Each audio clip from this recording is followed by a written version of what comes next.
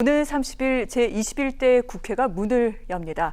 이 국회의 첫 여야 원내 사령탑을 맡은 더불어민주당 김태년, 미래통합당 주호영 원내대표가 조금 전 오늘 첫 공식 회동을 가졌습니다. 상당히 많은 안건들이 놓여져 있는데요. 일단 아직 처리할 법안 등이 남은 20대 국회를 오는 20일에 본회의를 여는 것으로 합의를 했습니다. 아울러 구체적인 안건은 원내 수석 부대표끼리 만나서 협의하는 것으로 그렇게 바닥을 잡았는데요. 이 같은 첫 공식 회동 어떻게 보시는지 먼저 평론가님부터 평가를 해주시죠. 네, 우선 두 사람은 사실 좀 합리적이에요. 인물의 품성 자체가 합리적입니다. 네. 주호영 의원은 당내에서도 젠틀맨이라고 소문났고요. 정말로 소문났고 또 비교적 합리적인 인물입니다. 법조계 안에서도 소문난 사람이고, 김태년 원내대표 같은 경우에는 당에서는 좀 강성이긴 합니다만은 말이 통하는 사람이거든요.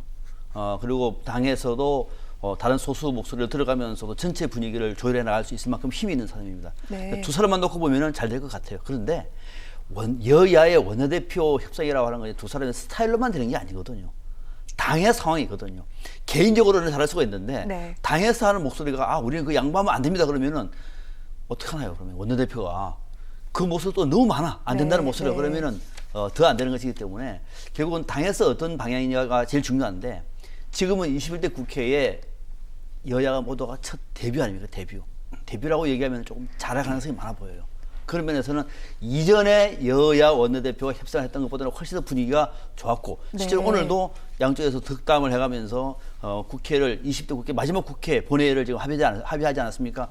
그런 면에서 보면은 오늘 두 사람의 만남은 공식적으로 첫 데뷔 만남인데 그 데뷔에 기대했던 것만큼의 의미는 좀 갖고 있는 것 같아요. 좀 기대해 볼 만한 가능성도 저는 있다고 봅니다. 네. 일단 시작은 좋다 이렇게 평가를 해주신 것 같습니다. 그런데 구체적으로 그렇다면 또 20대 본회의 어떤 안건들이 논의될 것인지 이런 부분에 대해서도 좀 고민을 해봐야 될 것 같은데 교수님께서는 어떻게 보십니까? 네, 뭐 20대 국회 최악의 국회다 이런 평가를 그동안 많이 받았어요. 그러니까요. 또 보면은 박근혜 전 대통령에 대한 탄핵도 했던 국회가 또 20대 국회입니다. 좀 유종의 미를 거뒀으면 좋겠는데 이번 뭐 임기가 얼마 안 남은 20대 국회잖아요. 사실 이제 특히 야당의 통합당의 행보가 굉장히 중요한데 아직 20대 국회는 아직 열리지 않았습니다만은 그동안 반대만 하는 당이라고 하는 이미지가 분명히 있었거든요. 이거를 이번에 어떻게 보여주느냐에 따라서 네. 21대 국회가 잘 풀려나갈 수도 있고 원구성 협상도 잘 될 수 있는 거예요.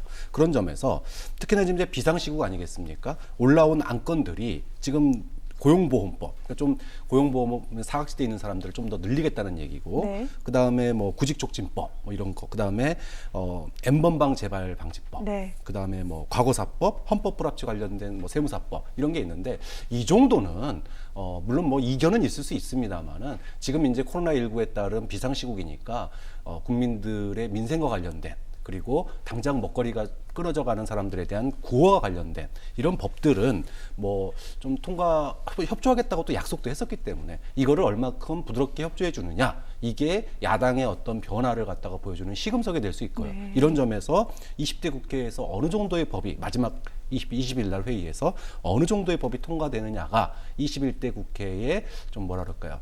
사전 예고판 이렇게 될 수 있다. 그런 점에서 어떤 법이 통과됐는지를 20일 날 좀 지켜볼 필요가 있다는 거죠. 네.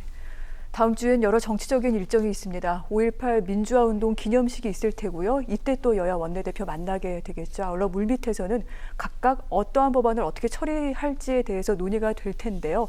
오늘 20일 열리는 국회 본회의, 어떤 안건들이 처리될지에 따라서 20대 국회를 잘 마무리하고 또한 21대 국회가 순조롭게 개회될 수 있을지 어떤 가늠석이 될 수도 있을 것 같습니다.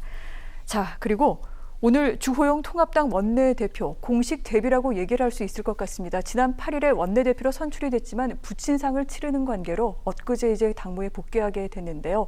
주호영 원내대표 오늘 김태년 원내대표와 함께 덕담을 주고받았습니다만 사실 속은 굉장히 복잡할 것 같습니다. 풀어야 할 과제가 정말 산적해 있다라는 말이 맞는 것 같습니다. 일단 저희가 그 가운데 좀 굵직한 것 몇 개를 좀 꼽아봤는데요. 미래한국당 어떻게 해야 될지 고민을 할 수밖에 없을 거고요. 또한 21대 국회 본회의에 마지막 뜨거운 감자라고 해도 될까요? 과거사법 개정안 처리 문제가 남아있기도 합니다. 아울러 당 재건 방향을 어떻게 잡아야 할지 이 부분 총선 끝난 지 한 달이 다 돼 가는데도 아직도 결론을 내지 못하고 있습니다. 과연 김종인 비대위는 출범하게 될까요? 아울러 지금 4명의 중진급 의원들이 무소속으로 남아 있죠. 모두 복당을 신청하거나 또 희망하고 있는 중입니다. 이들은 어떻게 처리를 해야 될까요? 상당히 좀 고민이 깊을 것 같은데 교수님, 이 가운데 가장 협의가 어려울 것 같은 사안 어떤 것들입니까? 뭐 역시나 무소속 당선자의 복당이나 네. 당 재건 방향 논의, 이게 가장 어렵죠. 가장 근본적인 문제이기 때문에 그렇습니다. 혼자서 풀 수 있는 문제면 여기까지 또 오지도 않았겠죠. 다만 미래한국당과의 통합 문제, 이거는 뭐 방금 전에 뭐 협의가 어느 정도 됐다고 그러는데 네. 만약에 한국당과의 통합이 임기 이후로까지 밀린다면, 즉 5월 30일을 넘긴다면 민주당으로서는 원구성 협상에서 표결로 아마 강행하는 법사위라든지 이런 데를 아마 그럴 가능성이 있기 때문에 네. 저는 뭐 조영 원내대표가 공식 업무 시작하자마자 이 미래한국당과의 통합 문제를 매듭짓는 이런 모습들은 괜찮다. 네. 굉장히 중요한 리더십을 발휘한 거다. 이렇게 네. 보고요. 과거사법 개정안 같은 경우에 형제복지원 이 부분에 대해서 지금 이제 입장을 한번 바꿨었는데 통합당이 이 부분을 또 어떻게 처리하느냐도 아까도 얘기해드렸던 반대만을 위한 당이냐 아니면 대안을 제시하는 당이냐 네. 이런 점에서 그래도 이 두 가지는 그나마 조영 원내대표가 결단을 통해서 좀 풀어갈 수 있지 않겠느냐. 하지만 이 당내의 복잡한 상황은 역시나 의원총회를 열어야지 해결될 수 있는 문제가 아닐까 싶습니다. 그렇군요. 자, 비대위를 갈 것인가? 그 비대위는 김종인 위원장을 모실 것인가? 만약에 그것이 안 된다면 8월 조기 전당대회를 좀 더 앞당겨야 할 것인가? 이 부분에 대해서 사실 통합당 내에서 제대로 정리된 부분이 없기도 합니다. 이 같은 통합당 내 정리와 함께 또한 20대 국회의 마무리, 21대 국회 시작, 주호영 원내대표가 어떻게 처리를 해야 될까요? 주호영 원내대표한테는 정말로 막중한 숙제가 지금 안겨져 있는 겁니다. 네. 당에 존망이 걸려 있는 문제입니다. 좀 잘하느냐 못하느냐의 문제가 아니에요. 잘하면은 살 수 있는 겁니다, 이제는. 왜냐하면 국민이 바닥을 보여준 거거든요. 통합당에 대한 103석 바닥을 보여줬습니다. 네. 해체하라는 얘기를 한 겁니다.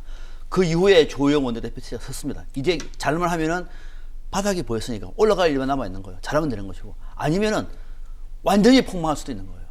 2년 뒤에 대통령 선거가 있습니다. 2년 뒤에 또 내년에는 중간에 아마 부산시장 선거 등등에서 보궐선거도 있습니다. 지금 조영 원내대표가 어떻게 방향을 잡느냐가 굉장히 중요한데 이럴 때 제일 중요한 거는 좌고 우면하면 다 놓쳐요. 시간만 보냅니다. 최악입니다. 최악. 좌고 이쪽으로 갈까 저쪽으로 갈까 동쪽으로 갈까 서쪽으로 갈까 시간만 보내면 국민들은 지겨워서 어떤 답이 나와도 어떤 묘소가 나와도 판을 엎어버리는 겁니다. 지금은 조영 원내대표가 당초의 초심을 한번 생각해봐라. 쉽게 말하면은 미래한국당과의 통합 문제 왜 시간 걸립니까 이거? 국민들 앞에 선거 끝나고 통합한다고 약속을 했잖아요. 그대로 가면 되는 거예요. 네. 복잡하면 안 됩니다. 조그마한 실리 따지면 망한다는 거 배웠잖아요. 어찌 들어가면 되는 것이고. 두 번째, 과거사법 개정안. 과거사법과 관련해서 여야가 합의했던 그러니까 보상이라든지 배상 문제와 직결되지 않는 문제는 통과시키면 되는 겁니다. 오랫동안 논의해왔던 문제예요. 돈 문제는 남아있기 때문에 이거는 좀 더 논의가 필요하다고 하면 넘기면 돼요. 나머지는 통과시킬 수 있는 문제고. 그 다음에 또 하나가 무소속 당선자. 무소속 당선자 같은 경우에는 그들은 당선되었고 당에는 이번에 총선에서 참패하지 않았습니까? 네. 국민들은 그분들에게 힘을 실어준 거예요. 그분들이 복당을 하겠다고 그러는데 막을 이유가 뭐죠? 어렵지 않습니다. 정말 어려운 거는 이제 김종인 비대위 체제인데 네. 이것도 간단합니다. 왜 그러냐면은 지금 21대 국회에 새로 당선된 의원들이 한 50%가 돼요. 그분들한테 이 당을 맡기면 돼요. 그분들한테 총명한 분들 많습니다. 똑똑한 분들 많아요. 이분들의 생각을 무시해버리고 외부에서 자꾸 데려오겠다고 얘기하니까 문제가 생기는 거예요. 지금 평론가님께서는 안에서 찾아야 된다 이렇게 당연한 얘기하시는 건가요? 그분들한테 먼저 네. 머리를 맞대고 한번 논의를 해보자. 네. 그리고 안에 통합당에 그만한 인물 없을까요? 많습니다. 안 보려고 하기 때문에 자신들의 계파에 유불가 있기 때문에 안 하려고 하는 거예요. 그것이 원칙이거든요. 그렇게 하면은 21대 국회에 당선된 두 정당의 통합당 한국당 의원들한테 길을 물어보면은 그들끼리 논의를 해가지고 전당대회 합시다 하면 되는 거죠. 네. 그럼 새로운 인사들이 막 나오겠죠. 경쟁하면서 그게 정당에 살아있는 힘이죠. 그게 그동안에 안 보여줬던 통합당의 역동성이죠. 그걸 무시해버리고 지금 앉아서 혼자서 머릿속에서 김종인 비대위 할까 말까 백날 고민해본들 답 안 나옵니다. 당에 새로 당선된 의원들에게 물어보시라. 그게 정답입니다. 그렇군요. 일단 김종인 비대위 관련된 안에 대해서는 주호영 신임 원내대표, 사실 경선 과정에서 원래는 비대위 쪽에 긍정적으로 얘기를 하다가 일단 당선인 총회 등등을 해서 의견을 모아보겠다 이렇게 얘기한 바도 있습니다. 지금 박상면 평론가께서는 일단 안에서 찾는 방안도 굉장히 좀 고민을 해봐야 된다라고 말씀을 하셨는데요. 주호영 신임 원내대표가 어떤 리더십으로 당을 끌고 갈지 사실 그간 또 한 2주 정도 사이에 많은 상황 변화도 있었고요. 이 부분도 주시해서 볼만할 것 같습니다. 자, 저희가 국회에 대한 이야기를 하고 있는데요. 이 같은 20대 국회에서 이제 마무리하고 새로운 21대 국회로 나아가기에 앞서 먼저 좀 구성이 돼야 되는 부분이 있습니다. 원 구성, 상임위원회 구성을 어떻게 해야 될지의 문제인데요. 사실 여야가 물밑 신경전이 매우 치열한 상황입니다. 그런데 여러 가지 또 우려가 되는 사안이 산재해 있기도 하죠. 무엇보다 법사위원장직을 둘러싼 여야 간 갈등이 지금까지 수면 위로 올라오지는 않았습니다만 원내대표들이 툭툭 던지는 말을 통해서 좀 우리가 가늠할 수가 있습니다. 일단 더불어민주당 측에서는 특히 김태년 원내대표 여러 차례 언론 인터뷰 등을 통해서 일하는 국회를 만들겠다. 그것을 위해서 이때까지 야당에게 관례적으로 줬던 법사위원장직을 주지 않을 수도 있다. 이런 얘기를 한 바 있습니다. 통합당에서는 여당 견제를 위해서 이것은 포기할 수 없다. 주요 상임위 7개석도 우리가 가져와야 한다. 이렇게 얘기를 하고 있는데 저희가 어제도 법사위원장직을 왜 여야가 서로 놓지를 못하고 있는지에 대해서 잠깐 설명을 드린 바가 있습니다. 그런데 평론가님, 네. 일하는 국회와 법사위원장 이게 무슨 상관이 있는 겁니까? 관계가 있죠. 관계가 있는 것이 네. 상임위원회에서 아무리 열심히 일을 하더라도 법사위에 올라와서 법사가 야당 의원이 위원장이면은 일을 안 하면 모든 게 다 끝나버려요. 우리 지금 이 법안에 보니까는 체계도 좀 문제가 있고 자꾸도 좀 수정을 해야 되겠는데요. 좀 더 네. 논의합시다 하면 안 돼요. 그러면 통과가 안 되는 거예요. 그러니까 법사위가 사실상 상원 역할을 하다 보니까 법사위에 지금 체계 자꾸 심사의 권한이 들어가는 한 다른 상임위에서 아무리 열심히 일을 하고 밤새워서 일을 해서 자 법안이 처리됐습니다 하더라도 법사위에서 돌아서 버리면 안 되는 거예요. 네. 의미가 없는 거죠. 그래서 이번에 지금 민주당에서는 이름은 일하는 국회로 잡으면서 법사위에서 이 체계와 작구를 심사하는 기능 역할을 빼버리자. 네. 일반 상임위와 똑같이 하자. 이런 얘기거든요. 저는 일리가 있다고 보고 다만 이제 법사위 위원장까지도 민주당에서 가져간다고 하는 것은 무리예요. 왜냐하면 국회의장이 지금 민주당인데 어느 정도의 견제되는 힘은 좀 필요하다고 봅니다. 그런 면에서 법사위원장 지금 그것도 우리가 하겠다고 하는 것은 일단 그 협상용 저는 압박이라고 네. 보고요. 그래서 일하는 국회를 전체적에서 이제 법사위뿐만 아니라 패스트 트랙도요. 말이 패스트 아닙니까? 근데 지금은 11개월 걸려요. 슬로우도 보통 슬로우가 아닙니다. 330일. 330일입니다. 네, 그럼요. 그렇죠. 이거를 90일로 단축해야 됩니다. 옳다고 봐요. 이런 것을 바꾸는데 지금 통합당에서는 동의할 가능성이 많아 보이지가 않아요. 네. 그렇게 가버리면 우리는 아무리 힘도 없는데 그렇잖아요. 힘이 없으니까 민주당에서 독자적으로 할 수 있는 것들을 대폭 승인하는 방식이기 때문에 쉽지가 않다고 하면은 지금의 법사위만큼은 민주당에서 야당에 준다고 하더라도 이 체계와 작곡 심사를 바꾸면서 전체적으로 나머지 상임위원회를 매월 의무적으로 국회를 여는 이런 방식 정도는 저는 통합당도 받아줄 수 있지 않겠느냐. 그래서 일하는 국회에 민주당이 주도권을 쥐는 네. 것이 아니라 오히려 통합당이 주도권을 쥐는 방식으로 민주당이 힘을 실어주면 의회 성과가 나올 수 있어요. 주호영 원내대표도 그럼 힘이 생기고 네. 뭔가 성과가 있지 않습니까? 그런 방식으로 논의를 하면은 불가능하지만도 않다라고 하는 것이 제 생각입니다. 네. 자, 민주당에서 얘기한 일하는 국회법, 이 법사위원회의 권한을 축소하고요. 아울러 패스트트랙 기간을 줄이고 여러 가지 방안이 많이 담겨 있습니다. 이런 가운데 좀 일정 부분을 절충해서 법사위원장직과 주고받는 식으로 해서 좀 저점을 찾아낼 것이다 이렇게 말씀을 하셨는데요. 과연 그런데 이 법사위원장직을 또 포기하는 부분에 대해서도 분명히 좀 명분이 있긴 해야 될 것 같습니다. 어떻게 저점을 찾는 게 좋을까요?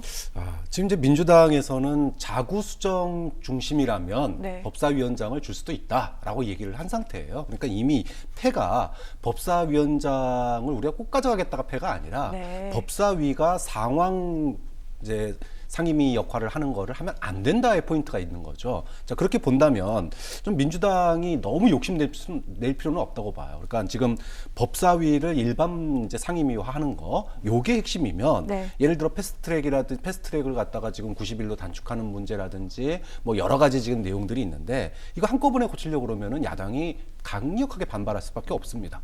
그렇기 때문에 저는 조금 일정 부분 네. 여당이 다른 부분들은 다음에 하더라도 좀 하나에 집중하는 필요가 있다. 그리고 법사위원장직도 뭐 당연히 야당에게 주고, 다만 법사위가 과거에도 여야가 합의해서 통과시킨 법안도 다른 상임위에서 여야가 합의했거든요. 네. 그런데도 법사위에서 막히는 경우가 있었어요. 자, 이런 경우는 없어야 되겠다. 뭐 여야가 다른 상임위에서 막 싸우고 강제 표결한 거를 갖다가 법사위에서 뭐 한다 그러면 그건 좀 여지가 있기 때문에 좀 그런 정도의 좀 논의는, 국민들이 합리적이라고 생각하는 부분까지는 네. 야당도 좀 양보할 필요가 있지 않느냐. 좀 그런 점에서 어떤 식으로든지 법사위에 좀 개정, 개폐 이런 좀 필요하다고 봐요. 다만 그 수위가 좀 여야 합의로 표결된 다른 상임위 거는 무조건 자구수정만 한다든지 이런 식의 어떤 톤 다운은 좀 필요한 상황이 현실적으로 되지 않을까 싶습니다.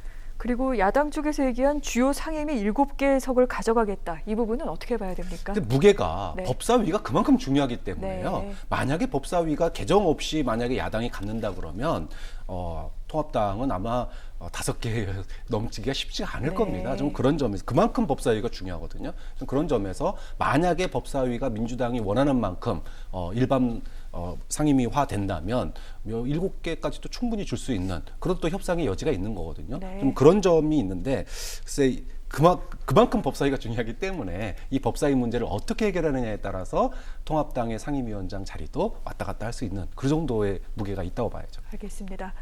지난 20대 국회 때 실망했던 국민들이 사실은 4.15 총선을 통해서 그 결과를 보여주었죠. 앞으로 일하는 국회를 만들어 나가는 모습, 이것은 여야 모두의 책임이기도 할 겁니다. 어떠한 접점을 찾아내는지 그 부분에 대해서도 기대하도록 하겠습니다. 그리고 원 구성 협상에 있어서 또 한 가지 법사위원장 외에 또 한 가지 주요 변수가 되는 안이 있습니다. 바로 3차 추경안입니다. 청와대 이 문재인 대통령 3주년 기념사에서도 이와 관련된 언급이 있었습니다. 코로나 위기 극복을 위해서 경제에 매진을 할 것이고 여기에 대한 국회 도움을 요청한 바도 있는데요.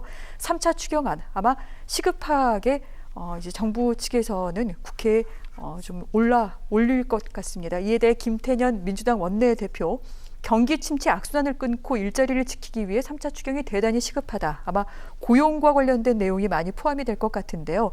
이에 대해 주호영 통합당 원내대표는 왜 필요한지 재원이 뭔지 보고 난 뒤에 이야기를 하겠다. 이렇게 대답을 했습니다. 오늘 그 두 원내대표 상견례 자리에서도요. 약간 그런 뉘앙스가 있긴 했습니다. 주호영 원내대표가 뭐 급하더라도 좀 천천히 가겠다 이런 얘기를 하기도 했는데요. 어떻습니까, 교수님? 아마 3차 추경안이 필요하다는 데 대해서는 동의를 할 텐데 속도 조절을 얘기하는 걸까요? 이제 3차 추경의 필요성에는 아마도 공감을 할 거예요. 네. 다만 이 재원 문제를 가지고 통합당 측에서는 문제를 삼을 것 같습니다. 그런데 지금 이제 미국 같은 경우에 실업자가 단기간에 뭐 3천만 명에 이르렀어요. 네. 우리나라는 해고가 어렵기 때문에 절차를 거치고 일해야 되기 때문에 아직 해고까지는 안 갔지만 일시 휴직자가 130만 명입니다. 거의 140만 명에 육박해요. 자, 그러면 몇 달 지나면 이분들이 다 실업자가 될 수 있는 상황이라는 거죠. 자, 그런 점에서 필요성이 있는데 이 필요성을 재원 문제를 가지고 또 빚내서 하느냐 이런 식의 얘기가 된다 그러면 도돌이표가 될 수밖에 없는 거거든요.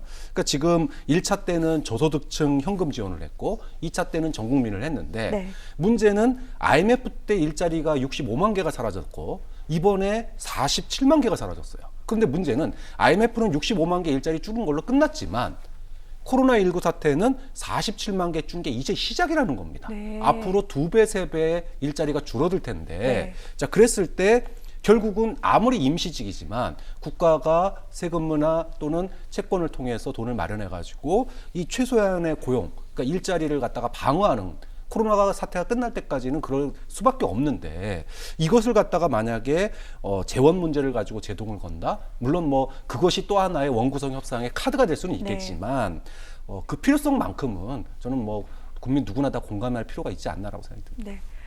그런데 하지만 또 거대 여당에 맞서게 되는 통합당 입장에서는 이 카드를 놓칠 수는 없는 것 아니겠습니까? 네, 어떻게 그렇죠. 나올까요? 지금 주호영 원내대표 입장에서는 이것도 상당히 고민이 되는 대목입니다. 네. 앞서 박찬환 교수가 얘기했던 것처럼 대구만 가더라도 지역구가 대구거든요. 주호영 의원이 얼마나 어려운지 알고 있습니다. 네. 특히 코로나 이후는 더 어렵다는 것도 본인이 알고 있습니다. 이런 와중에 여당에서 추진하고 있는 3자 추경에 우리는 반대한다 할 수가 없어요. 그렇다고 또 말이 나오자마자 예스 할 수도 없는 상황에서 이제 고민해야 될 텐데 잘 봐야 될 것이 지금 이 3차 추경하고 원구성 문제가 지금 맞물려 있어요. 법사까지 포함해가지고 네. 상황이 조금 2차 함수로 전환하고 있는 상황이란 말이죠. 자, 이렇다고 얘기하면 조영 원내대표는 딱 두 가지만 고민하면 됩니다. 하나는 3차 추경에 대해서 본인이 먼저 관련되어 있는 가장 어려운 상황을 먼저 제시를 해라. 자, 자료를 보니까 99년 2월 IMF 직후의 구조조정 때 최악의 고용 불안이 지금 재개되고 있다. 20대에 집중하자. 네. 20대 청년들의 고용에 집중하자. 민간 부분에 좀 더 활기를 불어넣자. 등등과 제시하면은 여당에서 반대할까요? 그러면 성과는 누가 가져가죠? 야당이 가져가는 거예요. 네. 이런 측면이 하나 필요한 것이고 그에 대해서 앞서 말씀하신 것처럼 원구성과 관련해서는 적어도 이 문제는 원구성과 논의하지 말자. 떼라. 민주당도 지금 같이 고민하고 있어요. 민주당도 이걸 지금 조금 돈을 얻어내면서 자리를 하나 더 줄까? 뭐 이런 거 6개, 7개를 줄까? 뭐 이런 고민을 하고 있단 말이죠. 돈 떼라. 그럼 언제든 하겠다라고 말하면은 국민들이 볼 때, 통합당이 좀 괜찮네 라고 하는 생각을 가지면서 양쪽에 다 실리를 가질 수 있어요. 그래서 조영 원내대표 이 문제를 원구성과 지금 맞물려 있지만은 네. 여당이 그런 전략으로 난다고 하더라도 손을 꺼버리고 대신 3차 추경과 관련해서 정말로 필요한 것에 특히 대구 경북 같은 경우는 더 심각하지 않습니까? 본인의 목소리도 내면서 당의 입장도 살려주면서 또 진짜 어려운 국민들 앞에 민주통합당도 국민을 위해서 할 수 있다라고 하는 사실을 보여준다고 얘기하면은 21대 국회에서 통합당의 출발은 산뜻하죠. 좀 그런 전략으로 나왔으면 좋겠습니다. 네. 오히려 이 3차 추경과 원구성 협상을 나눔으로써 통합당은 좀 돌아선 국민들의 마음을 얻을 기회로 삼을 수도 있는 건 전략적인 접근이 필요하다. 이런 부분을 주문하시기도 하셨는데요. 어떻게 진행될지 최소한 3차 추경만큼은 정쟁의 대상이 되지 않기를 정말 희망해 보도록 하겠습니다.